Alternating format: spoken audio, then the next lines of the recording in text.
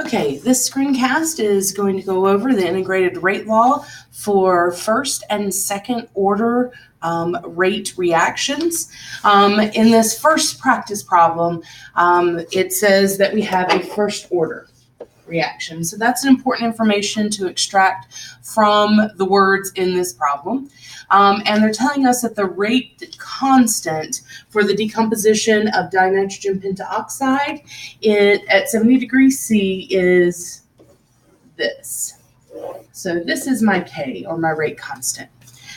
Suppose we start with that many moles of dinitrogen pentaoxide in a volume of 2 liters.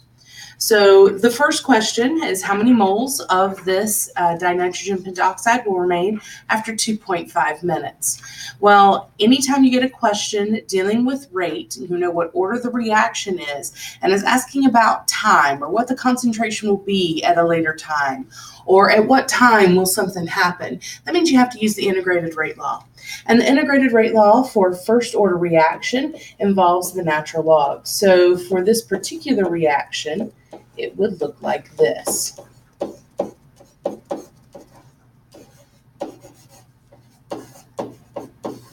And that's the initial concentration there.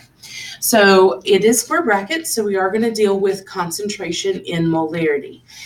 In the problem, they gave us moles, but they also told us the volume there. So in order to first calculate our concentration of dinitrogen pentaoxide, and so it's going to be that 0.0250 moles divided by the 2 liters. And so I'm going to get that initial concentration to be 0.0125 molar. All right. The other thing that we have to deal with, and this is a very common issue when working with rate law expressions, and especially the integrated rate law, is you have to watch out. Your units for your rate constant must jive with the expression for time, and in this case, it does not. Our rate constant is 1/2, and they're asking for time in minutes. So we're going to need to convert one to the other, and I'm going to convert the amount of time, this 2.5 minutes to seconds, and so my time in this case is going to be 150 seconds. All right. So now what we can do is plug in this information to the integrated rate law and then answer the question. So the natural log of my dinitrogen pentaoxide, and that's what we're going to be looking for, that's my concentration at a later time, is equal to negative KT, so negative, and we know what K is because that was given in the problem, times 10 to the negative 3, 1/2, times time, which is 150 seconds, and you can see here my units do cancel there, plus the natural log of my initial concentration of dinitrogen pentaoxide, which is 0.0125 molar. All right, so I get the natural log of the concentration of N2O5 to be equal to negative 5.405. Now, that's the natural log of the concentration. I don't want the natural log of the concentration. I want the concentration. So what we're going to have to do is we're going to have to do the inverse of natural log. And on most calculators, that is the second function of the natural log button. And it'll be a lowercase e like that. And to the negative 5.45, and that's just how we can get rid of the natural log. And so I get that to be 0.00449 molar. So that is the concentration of my dinitrogen pentaoxide. Always in AP questions, you need to make sure that you answer the question asked. And in this case, the question that's asked is, how many moles of dinitrogen pentaoxide? I have the molarity here. So what I need to do is express that in moles, and moles are always equal to molarity times liters.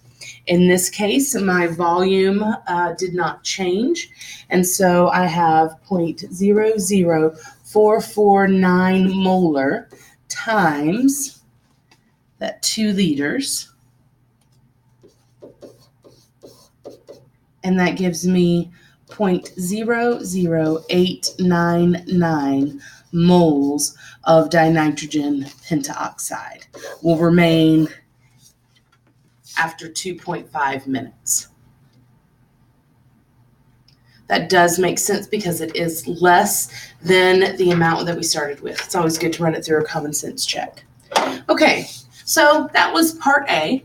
Now, what we're going to do is part B, and it's another type of question that you're going to come in contact with when working with the integrated rate law.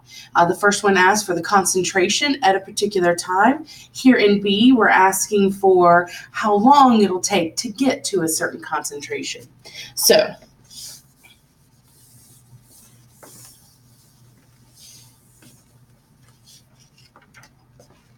all right. So for part B, it says how many minutes will it take for the quantity of the N2O5 to drop to 0.01 molar. All right, so we're going to need this, since the integrated rate law, we are still going to use that because it is still a first order reaction. We're going to need the concentration of that dinitrogen pentaoxide in molarity. They give it to us here in moles. So the concentration of N2O5 is going to be 0.010 moles divided by that 2 liters. And you end up with 0.005 molar. All right. So when we're solving for time or for the rate constant, we want to go ahead and rearrange that integrated rate law so that it's easier to solve for. And this is actually the form that it's given in on your reference tables for the AP exam. So now we can just plug in our numbers, and I have the natural log of 0.005 minus the natural log of 0.0125 as my initial concentration.